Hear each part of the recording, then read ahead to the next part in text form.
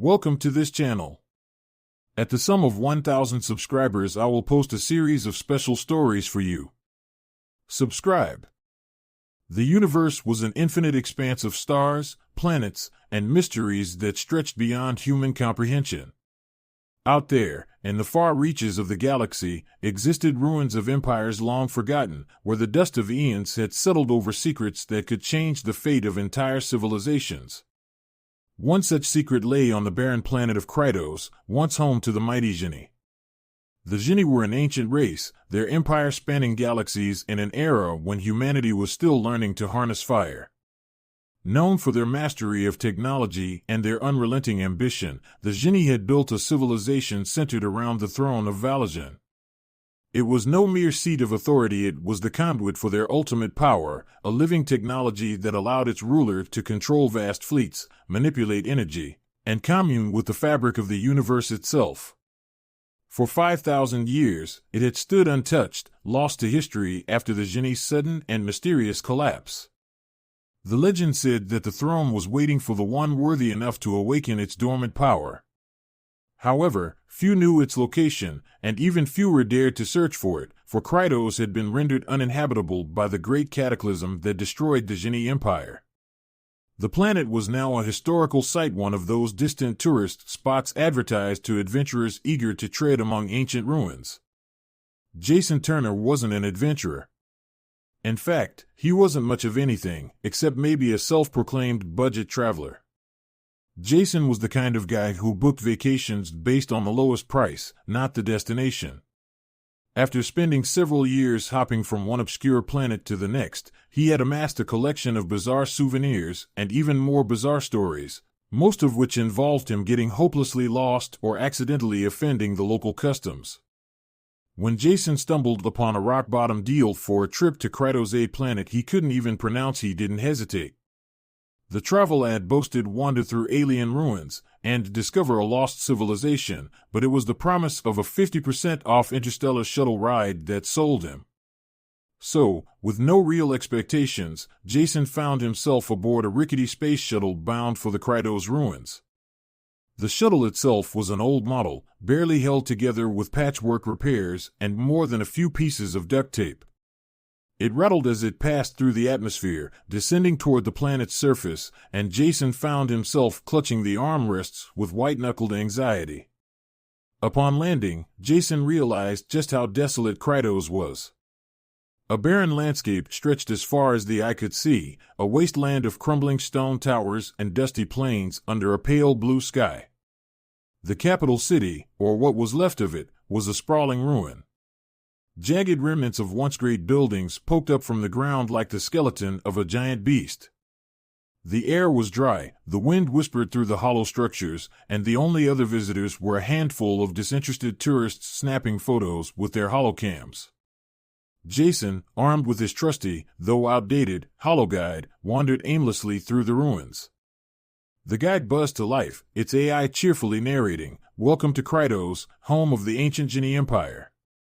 Here, you'll explore the vast history of Jason promptly tuned it out. He wasn't much for history or grand tales of fallen empires. He was just hoping to find a spot with a good view where he could eat his packed lunch. Hours passed as Jason strolled through the decaying grandeur of the Geni capital. He marveled at the strange architecture, the alien glyphs carved into stone, and the eerie silence that hung over everything. But as the day wore on, the excitement wore off, too. His feet ached, the heat was unbearable, and he was increasingly desperate to find a place to sit down. That's when he stumbled upon it. At first glance, it looked like just another piece of ancient furniture amidst the ruins, an ornate, silver-blue chair in the middle of a vast, open chamber. Unlike the broken walls and dilapidated columns around it, the chair looked surprisingly intact, almost as if it had been shielded from the ravages of time. Its design was alien, with sleek, curved lines and intricate patterns etched into its surface. The armrests gleamed under the faint sunlight, and the seat itself seemed to invite weary travelers to rest. Jason blinked at it, momentarily taken aback by how out of place the chair seemed. Was this some kind of art installation?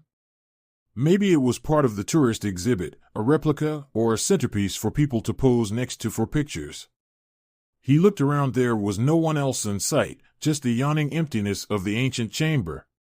Well, it's not like anyone's using it, Jason muttered to himself, already moving toward it. And my feet are killing me. As he approached, the air around the chair seemed to shimmer, but Jason didn't notice. He was too focused on how comfortable the seat looked. Without a second thought, he plopped down into it with a sigh of relief. Ah, finally, he groaned, leaning back. Perfect. He closed his eyes for a moment, appreciating the unexpected comfort of the chair. It wasn't just a seat, it seemed to mold perfectly to his body, almost as if it were designed specifically for him. He was so lost in the relief that he barely registered the soft hum that began to emanate from beneath him. Suddenly, the chamber flickered with light. The symbols carved into the walls, which Jason had assumed were just ancient decoration, began to glow in sequence, each one lighting up in a slow, deliberate pulse. A low vibration rumbled through the ground, and the hum grew louder, resonating through the stone and air alike. Jason's eyes snapped open, his heart skipping a beat. What the? The air around him rippled, like heat rising off a desert road, and then, to his utter disbelief, a holographic figure materialized before him. It was an imposing alien, towering over Jason, its form translucent but unmistakably regal. Its face was framed by intricate armor, and its eyes burned with an intensity that made Jason's stomach churn with unease. Who dares to claim the throne of Valajan? The figure's voice boomed, deep and ancient, echoing off the chamber walls. Jason's heart stopped. He sat up straighter, blinking rapidly. Throne? No, I'm just sitting. I didn't claim anything. This is just a chair, right? The hologram did not waver. Its eyes seemed to bore into Jason's very soul, as though it could peer through time and space to see the weight of the moment. Behind him, the chamber continued to pulse with a strange, radiant energy. Something far greater than Jason had ever encountered was awakening, and he had no idea how he had triggered it. The holographic alien stepped closer, its expression unreadable. The throne has not been touched in 5 millennia. The one who sits upon it must be the chosen one, destined to revive the empire of the Jinni. Jason blinked. Chosen? No, you don't understand. I was just tired. I just needed to sit down. I didn't mean to dash. But the chamber paid no attention to his protests. The throne of Valajan had been claimed, and its power was stirring once more. Jason Turner had no idea what he had just unleashed. Jason sat frozen, his heart racing, staring up at the imposing holographic figure before him. The translucent alien loomed over him, glowing with an eerie, ancient light. He could feel the air around him thrumming with energy, an electric charge that made the hairs on his arms stand on end. The chamber, once a silent relic of a forgotten civilization, was now alive with power. The one who claims the throne of Valajan must prove themselves worthy, the holographic figure declared, its voice deep and resonant, as if it echoed across time itself. Jason's throat tightened. He swallowed hard, his mind struggling to catch up with what was happening. Prove myself worthy? What is this, a game show? He glanced around, half expecting cameras to pop out from the ancient walls and reveal this was some elaborate prank, but there was nothing but the hum of alien technology, pulsing with the weight of millennia. I didn't mean to claim anything, Jason stammered, holding up his hands. I thought it was just a chair. A cool, ancient chair. You know, like a museum piece? The hologram's eyes flickered, as if processing his words, but the expression on its face remained stern. The throne does not differentiate between intention and fate. You have awakened its power, and now, the galaxy has taken notice. Jason blinked. Wait, what? Taken notice? A sharp, metallic whine echoed through the chamber, and before Jason could respond, the floor beneath him shifted. The throne lifted slightly, hovering off the ground. A soft hum vibrated through his body as the throne's alien mechanisms stirred to life. Jason gripped the armrests, his eyes wide with panic. "Oh no! Oh no no no! This is not happening," he muttered under his breath. But it was happening. The throne, seemingly satisfied with its new occupant, pulsed with energy, sending ripples of light through the chamber. The once dormant symbols carved into the walls shone brighter, and the entire room seemed to vibrate with an unseen force. Then, with a loud thrum, a beam of light shot upward from the throne, piercing through the crumbling ceiling of the ancient ruins and into the sky above. Jason followed the light with his eyes, squinting against its brightness. It was like a beacon, blazing across the Krytos skyline, brighter than any sun. It reached into space, broadcasting its signal across the stars. Jason's stomach dropped as realization dawned on him. Oh no! What did I just do? Meanwhile, in the far reaches of space, aboard an ancient Genie scout ship long thought decommissioned, the beam was noticed. The ship, which had been drifting silently for thousands of years, its crew in cryosleep, suddenly flickered to life. Its systems, powered by the same technology as the throne, stirred as if waking from a deep slumber. In the command chamber of the scout ship, the cryogenic pods hissed open, revealing a figure wrapped in intricate armor, encrusted with the glyphs of the Genie. His skin was pale blue, his face sharp and regal, and his eyes once closed in a deep, dreamless sleep flashed open. They gleamed with a piercing intelligence, instantly alert as the data from the ship's sensors streamed into his consciousness.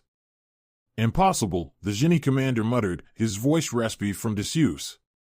He pulled himself out of the cryopod, his movements stiff but deliberate, as he made his way to the ship's central console. The data confirmed it. The signal from Krytos was unmistakable. The throne of Valajan had been activated. After thousands of years of silence, someone had sat upon the sacred seat, the one object that could reunite the lost and scattered remnants of the Genie Empire.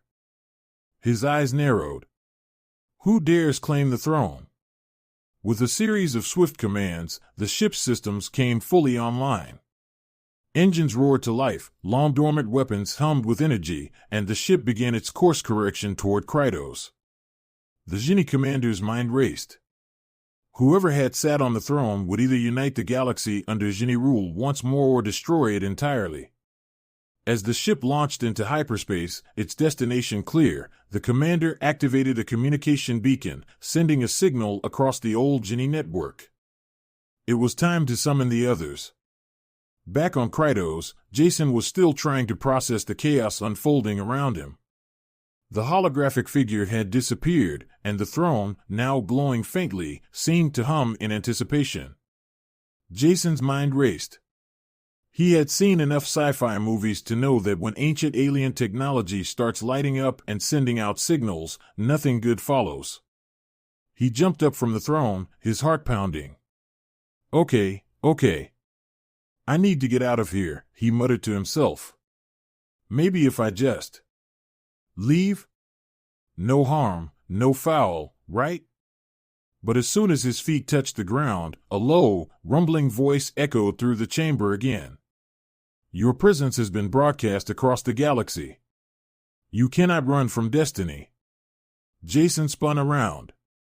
Destiny? No. I'm just a tourist. I didn't sign up for any of this chosen one stuff. The chamber remained silent, but the air felt heavy with the weight of ancient purpose. Jason took a deep breath, trying to calm his nerves. He needed a plan and fast. Maybe if he could just find the nearest shuttle port, he could hop on the next transport out of here and leave this whole mess behind. But as he rushed toward the exit of the chamber, a new sound filled the air. It was distant at first, but growing louder by the second, the unmistakable roar of ships breaking through the atmosphere. Jason froze. His blood turned cold as he realized what was happening. Whoever or whatever had been listening across the stars had heard the throne's signal. And they were coming. Far above Krytos, the first of the ships emerged from hyperspace. It was sleek and angular, with dark, polished metal that glinted under the distant starlight. Its hull bore the ancient insignia of the Genie Empire, a symbol that had not been seen in this sector for millennia. More ships followed, warships and scout vessels, each one bristling with weapons and cloaked in the deep black of space. On board the lead ship, the Genie commander stood at the helm, his eyes fixed on the viewscreen displaying the surface of Krytos. The beacon from the throne pulsed steadily, drawing him closer. His hand tightened on the edge of the console. "Prepare the landing party," he commanded. "We will reclaim the throne." Behind him, the ship's crew, awakened from their cryosleep, moved into action. Their faces were stern, their movements precise, and their eyes gleamed with the same intensity as their commanders. For them, this was more than a mission, it was the beginning of their empire's rebirth. Jason's hologuide beeped urgently, snapping him out of his panicked daze. He pulled it from his pocket, fumbling with the controls as the small device buzzed with new information. "Warning," the AI chirped. "Multiple spacecraft entering Krytos airspace. Probability of hostile intent, 98.7%. Jason's heart skipped a beat. Hostile intent? "Oh no, no, no, no." The AI continued, oblivious to his rising terror. "Recommendation: seek immediate cover and prepare for possible invasion." Jason stared at the hologuide, wide-eyed. Invasion? How had this turned from a casual tourist trip into the potential start of an intergalactic war? He sprinted toward the nearest structure, ducking behind a crumbling stone pillar as the roar of the approaching ships grew deafening. The skies above him darkened as the Genie fleet descended, their engines burning bright against the bleak landscape. Jason crouched low, his breath coming in shallow gasps. What have I done? The throne had been silent for 5,000 years. Now, thanks to Jason's clueless mistake, it had called out to the galaxy and the galaxy had answered. The skies above Krytos roared with the arrival of the Genie fleet. Massive, angular ships descended through the atmosphere, their dark hulls glinting ominously under the alien sun. Their engines howled like a storm, sending gusts of wind whipping through the ruins. Jason, crouched behind a crumbling stone pillar, felt the ground tremble beneath him as the ships settled into the valley surrounding the ancient city. From his hiding place, Jason could see the largest of the ships, its hull emblazoned with the shimmering crest of the Genie Empire. A shiver ran down his spine. He had no idea what was coming, but it didn't take a genius to figure out that whoever was on those ships wasn't here for a friendly chat. "Okay, Jason, think. Think," he muttered to himself, his mind racing. The faint hum of his hologuide beeped in his hand, bringing him no comfort. It was still displaying the warning about the ships. He tried to control his breathing, desperately scanning the area for an escape route, but the Genie had already begun to deploy. Troops clad in dark armor streamed from the ships, their movements precise, methodical. They spread out across the ruins, forming a perimeter. Each soldier was equipped with weapons that glowed faintly with unfamiliar energy, ancient Genie tech, thought to have been lost along with their empire. Jason's heart pounded in his chest as he watched the scene unfold. This is bad. Really bad. From the largest ship, the Genie commander descended with a regal air.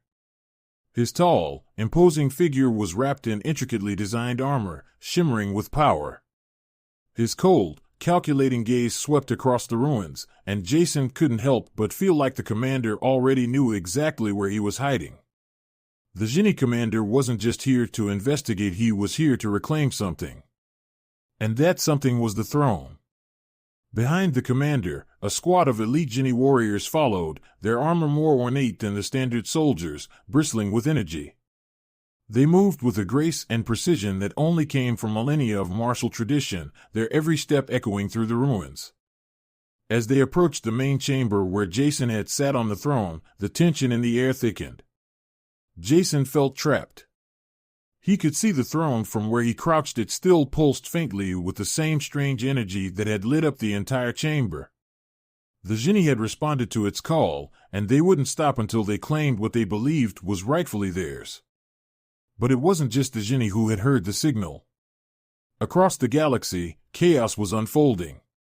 On distant planets and the halls of other great galactic powers, the news of the throne's reactivation spread like wildfire. Diplomatic channels buzzed with frantic messages, political leaders gathered in emergency meetings, and military fleets scrambled into action. The reawakening of the Genie throne had long been feared by other galactic civilizations. The power of the Genie Empire, should it rise again, would upset the delicate balance of power across the stars. The United Galactic Alliance, an interstellar coalition that had formed after the fall of the Genie, was the first to react. On the planet Mirios, the UGA High Council convened in their massive glass-domed headquarters. Representatives from dozens of races and factions argued heatedly as holoscreens displayed live footage from Krytos. "The throne has been activated. We must act now," shouted one council member, a tall, silver-skinned alien with wide, violet eyes. "If the Genie regain control of their ancient power, it will mean war." "War may already be inevitable," another representative, a reptilian creature with scales that glimmered under the chamber's lights, hissed. "The signal has been broadcast across the galaxy. We're not the only ones who heard it. Every empire, every warlord, everyone will want a piece of this." The council descended into chaos, each faction scrambling to figure out how best to respond to the rapidly unfolding situation. The UGA's fleets were mobilized, their fastest ships dispatched toward Krytos, but they weren't alone. Word of the throne had reached the farthest corners of the galaxy, and not all those who answered the call had peaceful intentions. Pirate bands, mercenary fleets, and opportunistic warlords had already begun plotting their course toward the ancient Genie capital.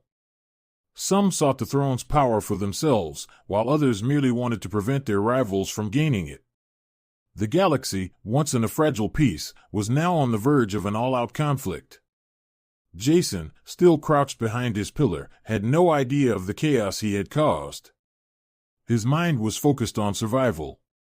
The Genie commander was now standing directly in front of the throne, examining it with a reverence that bordered on religious. "The throne of Valajan," the commander murmured, his voice a mix of awe and fury. "After all this time, it has been awakened." He placed a hand on the throne's armrest, and for a brief moment, the symbols carved into its surface flared to life, responding to his touch. Jason's stomach churned. He could feel the weight of the moment, the tension crackling in the air. This commander clearly believed that the throne was his to reclaim, and Jason had a sinking feeling that if the Genie found out it was him who had awakened it, well, it probably wouldn't end well. The commander turned to his soldiers. "We must ensure the one who activated the throne is found," he said, his voice low and dangerous. "They cannot have gone far. Whoever they are, they must be brought to me alive. They will pay for their audacity." Jason's breath caught in his throat. "Pay for my audacity?" His hands clenched into fists. He hadn't asked for any of this. All he wanted was to sit down. But now, his accidental mistake had put him at the center of a galactic storm. He could see the Genie soldiers fanning out, scanning the ruins with their advanced tech, and he knew he didn't have much time. He needed to get off Krytos, and fast.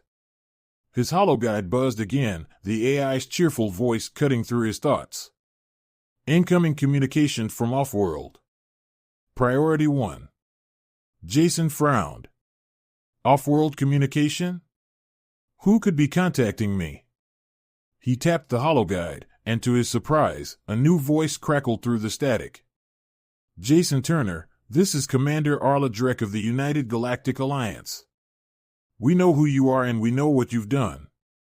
Jason's blood ran cold. "Oh no. They know."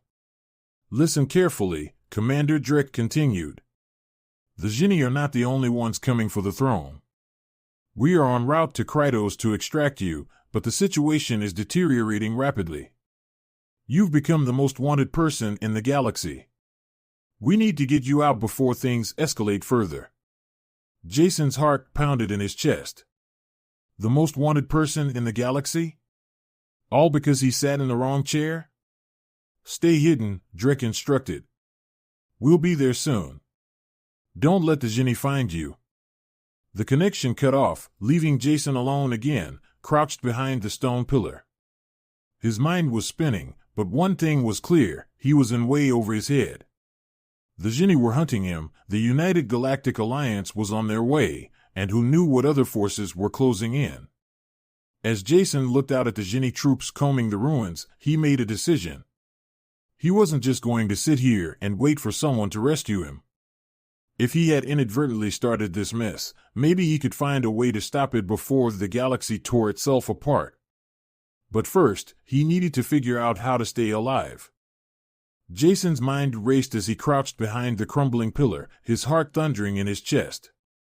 The genie soldiers were methodically searching the ruins, their armor glinting in the pale light as they moved with unsettling precision. He knew that if they found him, it wouldn't be a polite conversation about the misunderstanding with the throne. Worse, the commander's words echoed in his head: they will pay for their audacity. There was no way out, at least, none that Jason could see. He glanced down at his hologuide, the last message from Commander Arla Drek of the United Galactic Alliance still fresh in his mind. Stay hidden. We're coming for you. But staying hidden wasn't exactly Jason's strong suit. His pulse quickened. He needed to act before the genie or the approaching mercenaries and pirates found him. Jason peeked out from behind the pillar and surveyed the ruins. The soldiers were moving slowly but efficiently, their tech scanning for life signs. Jason had only minutes before they reached his position. Then he saw a narrow passageway half hidden behind a fallen stone column. It looked like it led deeper into the ruins, away from the throne chamber. Maybe, just maybe, it could buy him enough time to think of a better plan. He took a deep breath and darted toward the passage. He moved as quickly as he could, trying not to make any noise. His heart raced as he slipped into the narrow corridor, the sounds of the genie soldiers fading behind him. The tunnel was dark and cramped, but it was better than being caught out in the open. The passage seemed to wind deeper into the ancient city's forgotten depths, and Jason followed it without hesitation. His hologuide flickered, struggling to map the area. He could only hope that this tunnel didn't dead end, but for now, it was his best shot at survival.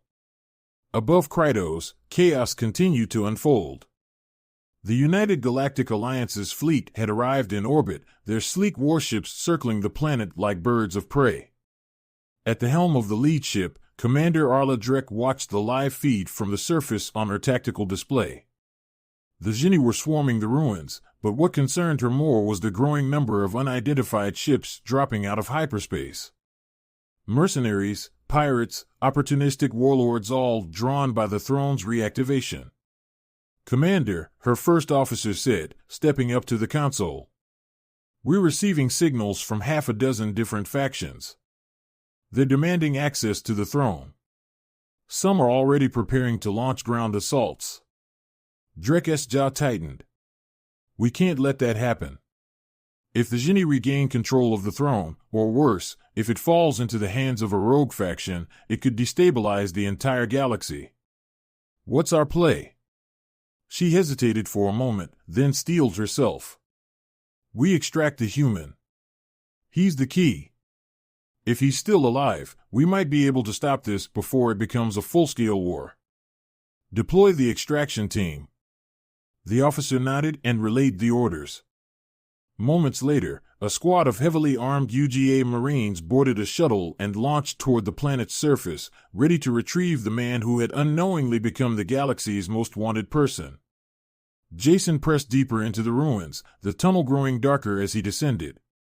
His hologuide struggled to maintain a signal this far underground, but he pressed on. He didn't have any other choice. Every step felt like a gamble, but it was better than sitting still and waiting to be captured. Suddenly, the tunnel opened into a vast underground chamber. The air was thick and heavy, and dim blue light seeped from strange crystals embedded in the walls. It looked like this part of the ruins hadn't been touched in millennia. Jason marveled at the sight, his fear momentarily forgotten as he gazed at the alien architecture, the graceful arches and intricate carvings far more intact than anything he had seen on the surface. In the center of the chamber was a large, raised platform, some kind of ancient control console, with glowing Genie glyphs etched into the stone. It pulsed with the same energy as the throne above. Jason approached cautiously, his curiosity overcoming his caution. "What is this place?" he muttered to himself, brushing dust from the surface of the console. As he did, the glyphs flared to life, bathing the room in soft, pulsating light. Jason jerked his hand back, eyes wide. He hadn't meant to activate anything, but the console was clearly responding to him. The symbols shifted and rearranged themselves, as if the machine was waiting for him to give it instructions. His heart pounded in his chest. This was ancient Genie technology, the kind that was supposed to be lost to time. And somehow, it was interacting with him. Suddenly, a new voice echoed through the chamber. "You have touched the core of the Empire." Jason spun around, startled. The voice wasn't coming from any living creature. It was disembodied, resonating from the walls themselves. Another hologram flickered into existence, but this one was different from the intimidating figure he had seen by the throne. This hologram was more ethereal, its form constantly shifting, like a representation of pure energy. "Who are you?" Jason asked, taking a step back. "I am the Keeper," the voice replied. "A remnant of Genie intelligence. You have activated the throne and now, the core. You stand at the crossroads of the Empire's future." Jason blinked. "Wait, I didn't mean to activate anything. I just sat down because my feet hurt. Can't we just turn it off?" The Keeper's voice remained calm, though there was a strange intensity behind its words. "The throne is more than a seat of power. It is a connection to the heart of the Empire, a link to the Genie's ancient legacy. Its activation cannot be undone." Jason groaned. "Of course it can't. However," the Keeper continued, "you have the power to shape what happens next. The throne responds to the will of its occupant. The galaxy's future rests in your hands." Jason's head spun. "In my hands? Look, I'm just a tourist. I didn't sign up for this galaxy-changing responsibility." But the Keeper was unrelenting. "The Genie, the United Galactic Alliance, and countless others are coming for the throne. They seek its power, but they do not understand its true purpose." Jason's throat tightened. He could hear the distant rumble of explosions from above. The battle for the throne was already beginning, and he was right in the middle of it. "What do I do?" "The throne's power must either be harnessed or destroyed. You must choose." Above ground, the battle had begun. Genie soldiers clashed with pirates and mercenaries, while the United Galactic Alliance Marines tried to push through the chaos to reach Jason. The ancient ruins, once silent, were now a war zone, lit by the glow of plasma weapons and energy shields. Commander Arla Drek's shuttle hovered above the ruins, its pilot struggling to navigate the battlefield below. "We need to extract Turner now," she barked over the comms. "We've located his last known position," one of the Marines reported. "He's in an underground chamber. Sending coordinates now." Drek's eyes narrowed. "Then we go in. He's the only one who can stop this." In the chamber, Jason stared at the glowing control console. The Keeper's words echoed in his mind, "You must choose. Destroy the throne, and he could prevent it from falling into the hands of the Genie or anyone else. But the consequences would be immense. It would mean wiping out a relic of immense historical and technological importance. It might even spark a war that no one could stop. Or he could harness its power. Try to control it. But Jason knew he wasn't a ruler, wasn't someone destined for greatness. He was just a guy who sat down in the wrong chair. He closed his eyes, taking a deep breath. The galaxy was on the brink of chaos, and the only way to stop it was to make a decision. Jason reached out, his fingers brushing the control console. The glyphs flickered, waiting for his command. He hesitated for a moment, then steeled himself. "I choose to end this." With a final, decisive motion, Jason activated the console. The chamber shook violently as the throne's power surged through the ruins, and a brilliant wave of energy shot upward, enveloping the entire structure. The ground quaked, and Jason could hear the shouts of the soldiers above as the power coursed through the planet. The Keeper's voice echoed one last time. The throne's power will be no more. And then, everything went silent. When Jason opened his eyes, the chamber was dark. The glowing glyphs had faded, the hum of energy gone. He had done it. The throne of Valajan had been deactivated permanently. Above ground, the fighting had stopped. The Genie commander stood frozen, staring at the ruins in disbelief. The energy that had once radiated from the throne was gone, the beacon extinguished. The power they had come for was lost. Commander Arla Drek's shuttle touched down near the ruins, and her Marines quickly secured the area. She approached the crumbling entrance to the underground chamber, her expression hard. "Turner," she muttered, "I hope you know what you're doing." Jason emerged from the ruins, covered in dust and looking utterly exhausted. The moment he stepped into the light, the UGA Marines were on him, ushering him to safety. He was still dazed, barely able to process what had just happened. Commander Drek approached him, her arms crossed. "You're lucky we found you before the Genie did." Jason gave her a weak smile. "I guess you could say that." She eyed him carefully. "You deactivated the throne, didn't you?" Jason nodded. "Yeah. I figured it was the only way to stop all of this." Drek let out a long breath. "You may have just saved the galaxy from tearing itself apart." Jason laughed, though there was no humor in it. "All because I sat in the wrong chair." As the UGA forces secured the area and the Genie ships began to withdraw, Jason looked up at the sky. He didn't know what the future held, but for now, the galaxy was safe and it was time to go home.